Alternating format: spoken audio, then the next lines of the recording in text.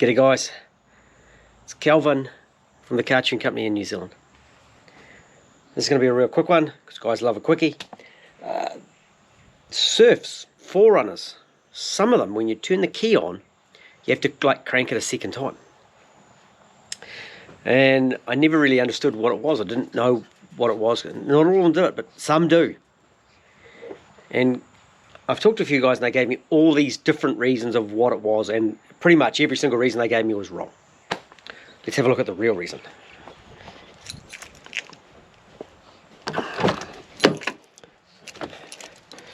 For a start, we're just going to slip this in here.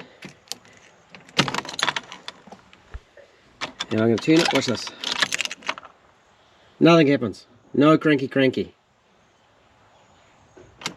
Now I'll crank it again.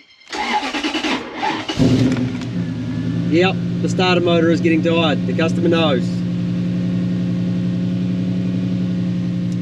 So why does it do it? Let's have a look. We come to the front fuse box. Starter relay. Come out of here. And it's this thing. And it says on here, self-timer relay. Self-timer relay. There are some part numbers.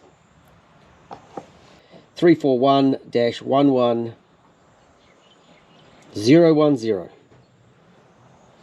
And then there's the Denso number. We're going to stick with the Toyota number. Self-timer relay. Right, we're going to put a normal relay in the hole.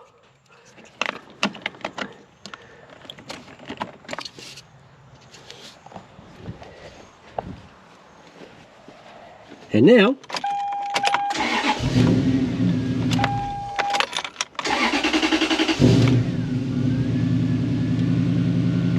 cranks like that.